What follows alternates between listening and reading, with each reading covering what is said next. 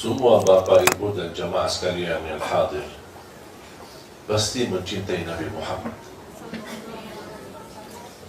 Saya yakin dan tidak diragukan cintaan jamaah kepada Nabi Muhammad. Tapi bukan itu yang saya harapkan, bukan itu yang saya tunggu. Yang saya harapkan bagaimana Nabi Muhammad mencintai kita. Kalau Nabi Muhammad mencintai kita, berarti ibu-ibu selamat dunia akhirat. Terjamin dapat syafaat Nabi Muhammad. Terjamin husnul khatimah.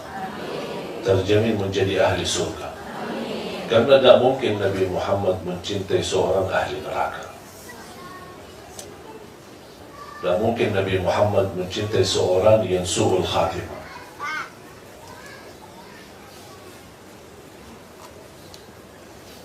Kita aja membayangkan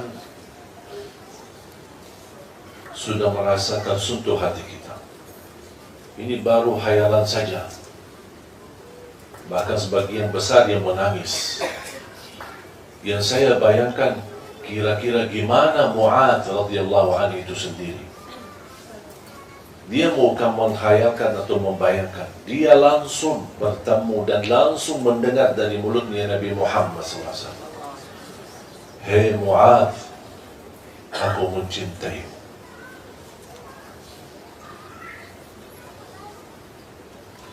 Bagi Mu'adz radhiyallahu anhu, dengan ucapan ini, saya yakin dia tidak pernah merasa bergembira sebagaimana saat dia mendengar ucapan Nabi Muhammad kepadanya.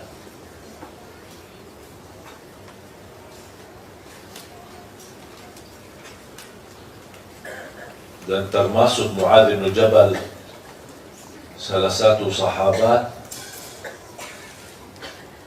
yang paling mengerti perbedaan antara halal dan haram. Sampai Rasulullah berkata, kalau ada ingin tahu perbedaan halal dan haram mana yang halal, mana yang haram, dan ialah Mu'adz radhiyallahu anhu.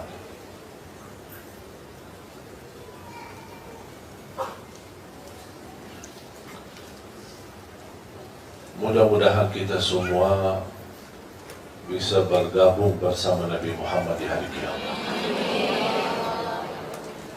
Menatap wajahnya, bisa kita menghantarkan orang tua bertemu dengan beliau sebagaimana yang dilakukan oleh Sayyidina Abu Bakar radhiyallahu anhu. Sayyidina Abu Bakar duluan masuk Islam sebelum orang tuanya. Berjuangan lama baru dia bisa mendapatkan orang tuanya menerima Islam. Ketika orang tua berkenan menerima Islam dan ingin mengucapkan kalimat syahadat, Sayyidina Abu Bakar berkata, ayo saya bawamu kepada Rasulullah SAW. Ketika Rasulullah SAW melihat Sayyidina Abu Bakar aja lebih tua daripada Rasulullah dari segi umur. Tapi coba bayangkan, kira kalau Sayyidina Abu Bakar lebih tua, apalagi bapaknya Sayyidina Abu Bakar. Ketika Abu Bakar radhiyallahu anhu membawa bapaknya atau orang tuanya kepada Rasulullah SAW, Rasulullah SAW langsung berdiri dan berkata, hei Abu Bakar, kenapa tak kasih tahu kami biar kami yang datangi orang tuamu?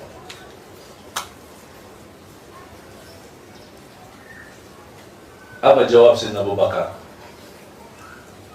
Kamu jauh lebih mulia untuk didatangi daripada orang tua saya. Coba betapa Nabi Muhammad mencintai, Sayyidina Abu Bakar mencintai Nabi Muhammad lebih daripada orang tuanya. Walaupun orang tuanya sakit-sakitan, cukup tua, cukup usia, tetapi tetap dia membawakan orang tuanya kepada Nabi Muhammad. Nabi Muhammad justru meminta, coba kalau anda kasih tahu kami yang datang. Tidak apa-apa, kami datang. Itulah tawadhu Nabi Muhammad SAW.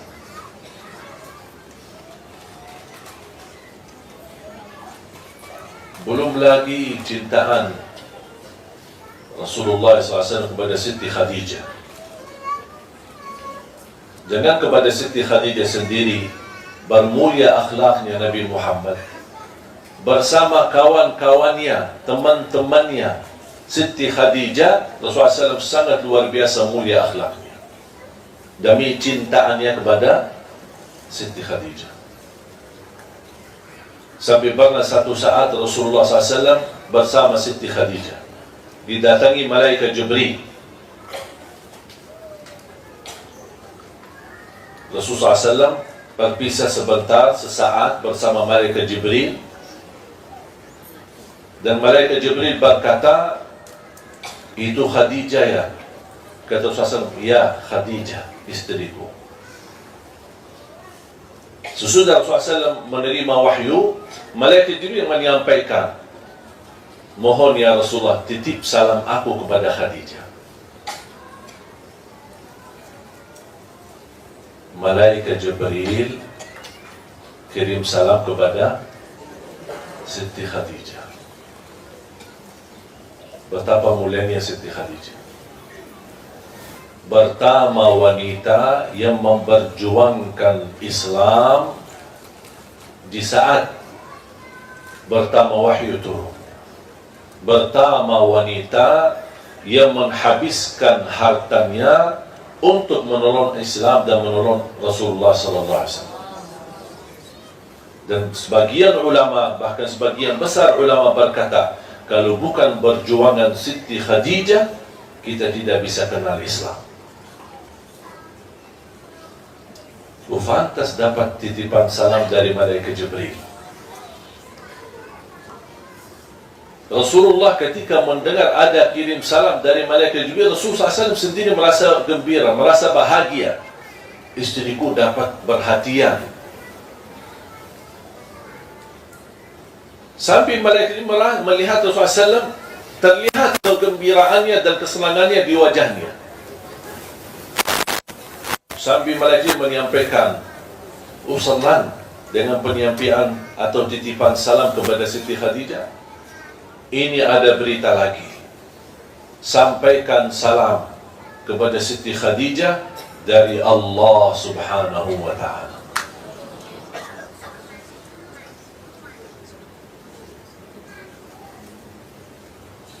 Ketika Rasulullah SAW bertemu dengan Khadijah radhiyallahu anha, dia menyampaikan ada kirim salam dari malaikat Jibril. Dia langsung bergembira, bersenang. Ini belum diucapkan ada salam dari Allah. Ini baru dari malaikat Jibril sudah dia bahagia. Kata Rasulullah SAW, ada lagi. Ada kirim atau titipan salam dari Allah untukmu. Langsung nangis Siti Khadijah. Betapa mulianya seorang yang mendampingi Rasulullah SAW.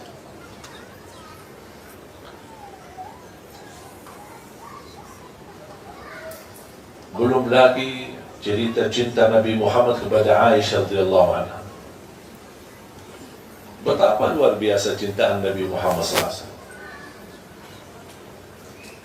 Menurut saya, cintaan Nabi Muhammad kepada Siti Aisyah itu menjadi pelajaran bagi setiap generasi. Cinta sejati, cinta yang tulus, cinta yang ikhlas. Setiap saya baca kisah-kisah cintaan Rasulullah kepada Siti Aisyah, kita masih jauh. Masih jauh. Bukan manusia yang biasa yang bisa memuliakan seorang istri. Apalagi istrinya memiliki keturunan, memiliki anak-anak. Itulah cintaan yang menantarkan kata sakinah, mawaddah, warahmah. Cintaan yang abadi, cintaan yang hakiki, yang kita semua mengharapkan. Bukan hanya cintaan suami kepada istri atau cintaan istri kepada suami. Bahkan kita harap lebih daripada itu semua. Walaupun ini menjadi salah satu langkah kita mencintai seorang karena Allah, bukan karena kelebihannya, bukan karena hartanya, bukan karena jabatannya. Yang membuat cintaan kita hakiki adalah karena cintaan kita kepada Allah karena Allah Subhanahu wa taala. Aku cinta istri karena Allah, aku mencintai anak-anakku karena Allah. Itu yang membuat saya menjaga cintaan itu menjadi abadi. Sampai kita akan datang satu saat, kalau kita bisa menjaga cintaan kita semuanya karena Allah Subhanahu wa taala, akan datang satu saat kita mendengar berita gembira dari Allah Subhanahu wa taala. Apa berita gembira dari Allah bagi orang yang mencintai sesama karena Allah? Apa itu orang tua kita? Apa itu keturunan kita? Apa itu suami kita, istri kita? Inna Allah idza ahabba 'abdan nada malaika Jibril. Kalau Allah mencintai seorang hamba, Allah tidak mungkin bisa mencintai kita sebelum ada bukti cintaan kita, segala cintaan kita karena Allah. Istilahnya, mesti kita memiliki cintaan yang menarik perhatian. Seolah-olah kita berkata, ya Allah, lihatlah aku ini. Aku orang hamba yang mencintaimu, mencintai Rasulmu, mencintai suamiku, mencintai anakku, mencintai agama, mencintai salat, mencintai ibadah, mencintai Quran. Semua cintaan ini karenamu ya Allah. Bukan hanya ucapannya, tapi perilaku kita akan dapat balasan dari Allah. Kalau Allah mencintai seorang, Allah panggil malaikat Jibril. Ya malaikat Jibril, aku mencintai fulan bin fulan, atau fulana binti fulan. Aku mencintai dia. Cintailah dia. Malaikat Jibril ikut mencintai dia. Kalau malaikat Jibril sudah mencintai orang tersebut, dia menyampaikan kepada malaikat dan seluruh makhluk yang ada di langit. Yang kita tidak tahu berapa jumlah besarnya jumlah malaikatnya, berapa nabi-nabi dan rasul yang ada di alam yang kita tidak tahu. Malaikat Jibril menyampaikan,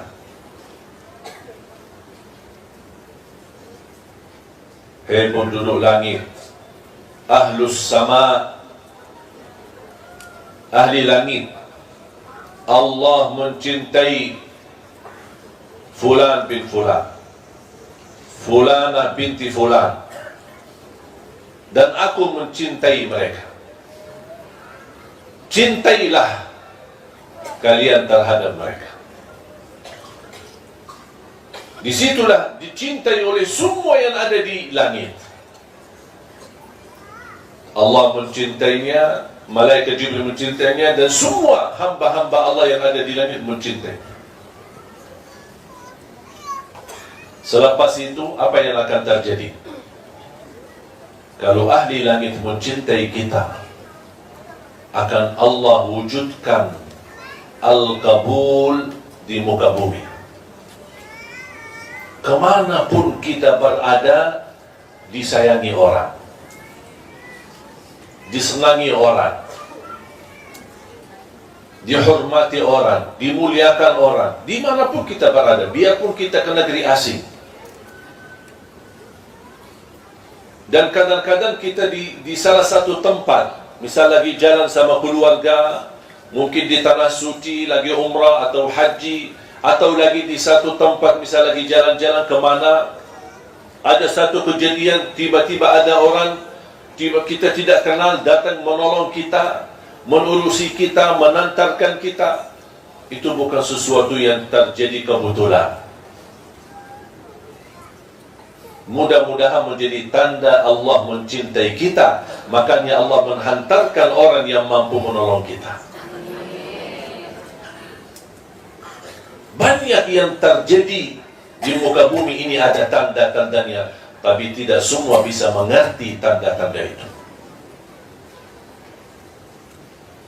Ketika pun kita memiliki kesalahan, memiliki kekurangan, dan kita mendapatkan ujian, jangan ada yang merasa Allah tidak mencintai saya lagi karena saya terus ujian, habis ujian, ujian lagi, selesai dari ujian, jatuh kepada ujian lagi.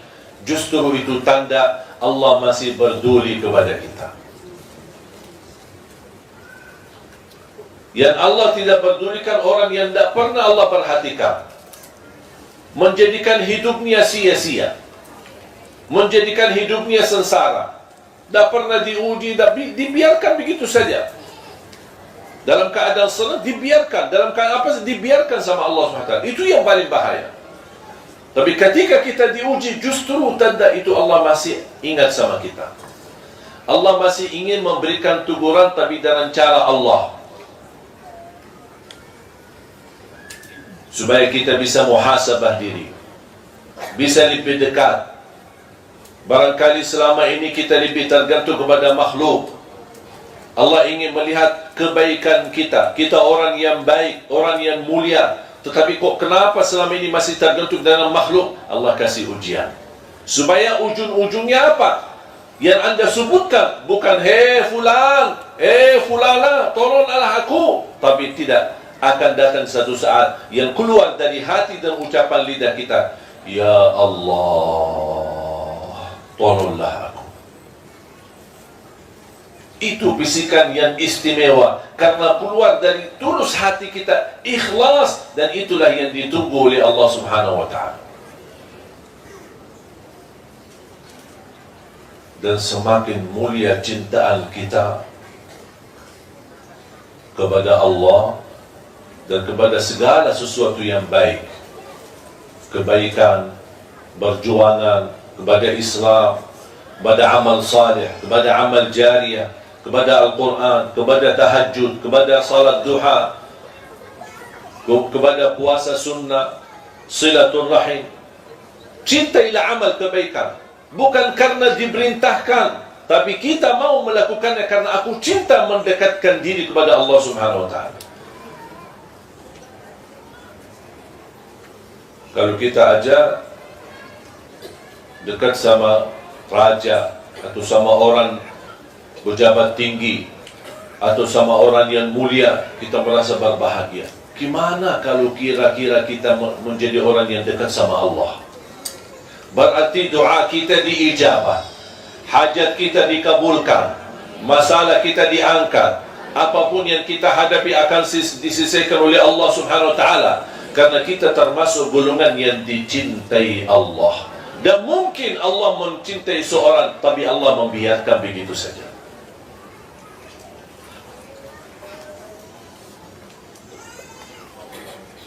Makanya ketika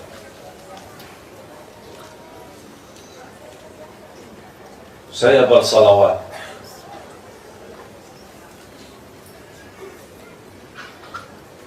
kapan saja, bebas waktunya, saya ingat selalu bersabda Rasulullah sallallahu alaihi wasallam di hadis yang diriwayatkan Imam Muslim, barang siapa yang salawat kepadaku 1 kali, akan dibalas oleh Allah 10 kali rahmat.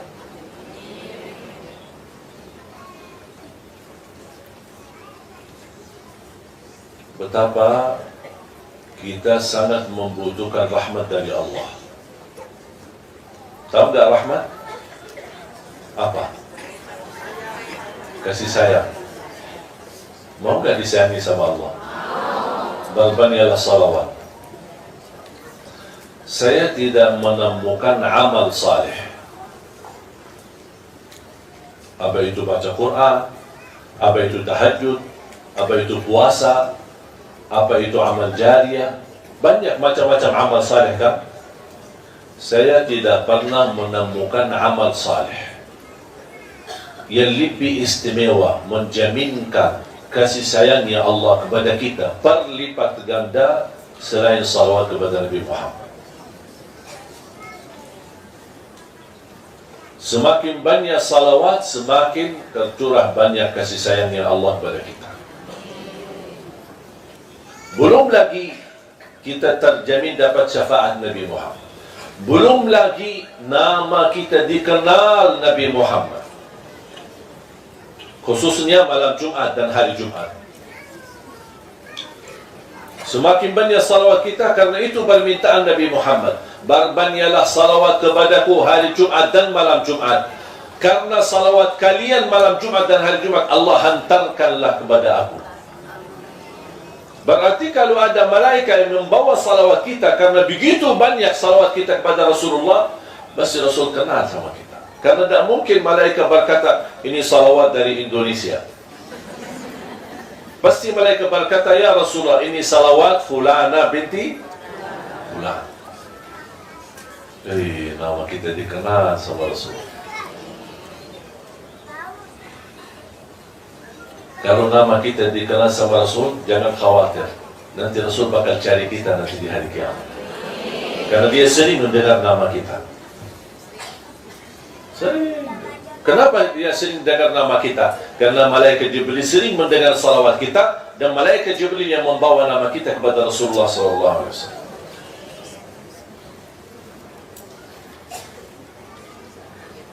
Makanya jamaah sekalian, jangan merasa bosan bersalawat. Sepanjang waktu, sepanjang saat, salawat menjaminkan husnul khatimah. Salawat menjaminkan rahmat dari Allah. Salawat menjaminkan syafaat. Salawat menjaminkan selamat dari kematian buruk. Salawat menjaminkan selamat dari kematian mendadak. Salawat menjaminkan selamat dari kecelakaan. Salawat menjaminkan terkabul hajat kita. Salawat menjaminkan kita dekat posisi kita sama Rasulullah nanti di hari kiamat. Salawat kita semakin banyak besar pahalanya di sisi Allah. Diangkat derajat kita, dihapuskan dosa, terkabul hajat, terjamin doa kita diijabah oleh Allah Subhanahu wa taala. Dan setiap saya melakukan amalan, saya selalu rasakan ingin meniru Nabi Muhammad sallallahu alaihi wasallam. Saya berpakaian baju dalam maupun baju di luar, saya selalu gunakan tangan yang kanan dulu baru. Kenapa? Sunnah. Terus ada lagi? Karena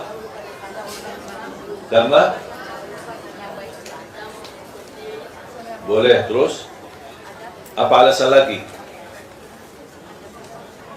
Karena diperintahkan. Karena setiap kebaikan dimulai pakai kanan. Ada lagi?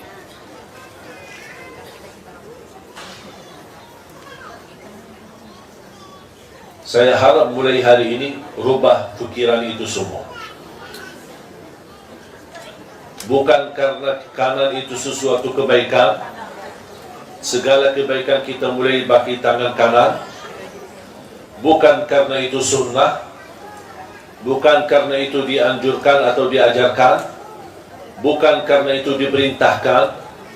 Tapi jadikan, kenapa saya melakukan ini? Karena saya ingin meniru Nabi Muhammad. Rasakan itu. Bukan karena sunnah, bukan karena wajib, bukan karena diperintahkan, bukan karena segala sesuatu yang baik dimulai dengan tangan kanan, tapi kita mau seperti ini karena saya ingin meniru Nabi Muhammad. Kenapa saya berpakaian pakai tangan kanan dulu baru yang kiri? Saya ingin meniru Nabi Muhammad karena Nabi Muhammad seperti itu. Kalau saya makan pakai tangan kanan, kenapa? Karena saya ingin meniru Nabi Muhammad. Kalau saya mandi, kenapa saya siram air ke sebelah kanan dulu, baru ke sebelah kiri, baru ke seluruh badan?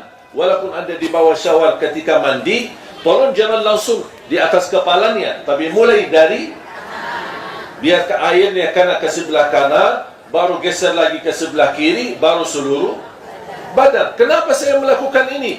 Karena Nabi ingin meniru Nabi Muhammad. Kalau saya tidur, saya letakkan berbaring ke sebelah kanan dan meletakkan tangan saya di bawah.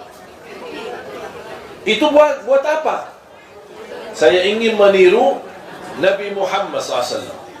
Saya masuk masjid, membawa kaki yang kanan dulu, baru yang kiri. Kalau saya keluar masjid, kiri yang dulu, baru yang. Kenapa saya melakukan ini? Ingin meniru Nabi Muhammad SAW. Ingat ya, bukan karena itu sunnah, bukan karena itu dianjurkan, bukan karena itu sesuatu yang baik, atau segala sesuatu yang baik dimulai dengan kanan, tapi saya melakukan ini semua karena ingin meniru Nabi Muhammad. Kos kaki. Juga berarti kita bisa membawa Nabi Muhammad dalam segala aktivitas kita. Walaupun hanya sebatas pakai kos kaki, saya ingat kanan yang dulu baru yang kiri karena saya ingin meniru Nabi Muhammad. Bagi sandal, bagi sepatunya, kanan yang dulu baru yang ingin meniru Nabi. Bahkan termasuk anak-anak kita.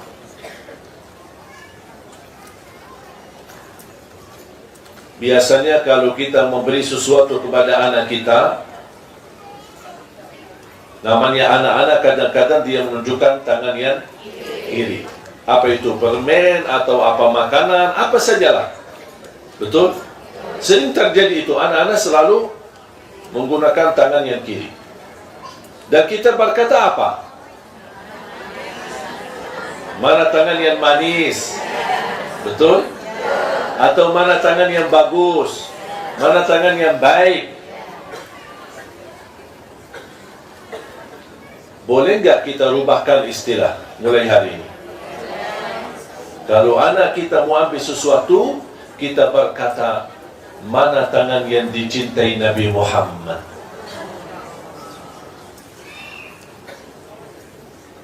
Mana yang dicintai Nabi Muhammad? Supaya dari kecil dia tertanam meniru Nabi Muhammad dalam segala hal. Walaupun dia masih anak-anak tidak tahu apa itu Nabi Muhammad. Tak apa-apa. Kita ajarin. Kita kuatkan hubungan batinnya, hatinya. Hubungan baik sama Nabi Muhammad. Semakin dia dewasa, semakin dia besar, dia akan tahu segala perilakunya dia ternyata meniru Nabi Muhammad. Dia akan pasti mencari tahu siapa ini Nabi Muhammad. Ternyata Nabi Muhammad adalah teladanku.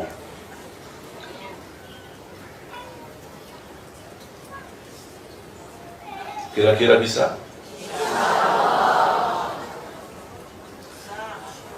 Ibu jamaah sekalian, kalau bisa ibu bertahan dan menjaga, ingin meniru Nabi Muhammad, ingin meniru Nabi Muhammad, ingin meniru Nabi Muhammad, dan kita bisa menjalani ibadah ini dengan perasaan ini selama 1 minggu, insya Allah ibu-ibu akan merasa jauh lebih indah hubungan batin kita sama Rasulullah.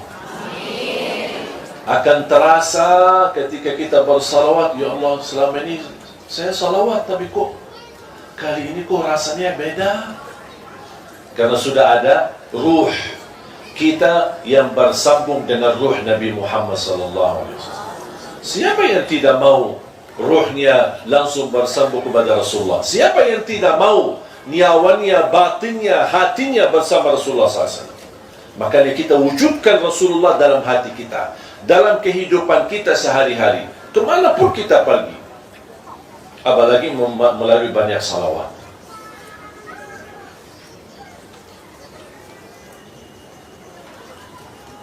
Saya akhiri satu cerita.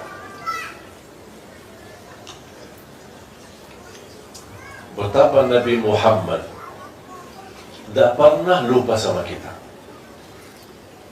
Walaupun dia di posisi sangat istimewa, kadang-kadang keistimewaan yang kita dapat membuat kita lupa diri, jangankan lupa orang lain. Ketika Rasulullah SAW Isra Mi'raj, dibawa oleh malaikat Jibril, menembuskan 7 langit, lapisan langit 1, 2, 3 sampai 7.